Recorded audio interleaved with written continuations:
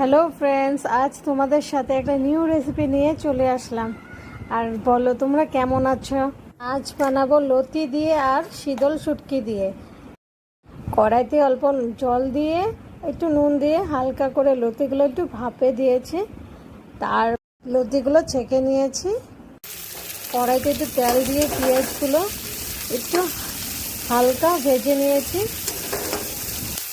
লঙ্কা বাটা দিয়েছি, রসুন বাটা দিয়েছি, হলুদ, নুন আর লঙ্কার গুঁড়ো দিয়ে একসাথে ভেজে নিয়েছি সবগুলো।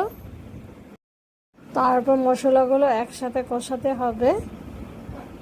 কষানোর পর সেখানে শীতলগুলো দিয়ে দিব। শীতলগুলো দিয়ে আবার কষাবো। কষানোর পর লতিগুলো আবার দিয়ে দিব। তারপর লতিগুলো অনেক টাইম রাখবো। রাখার পর জলগুলো চলে যাবে। তারপর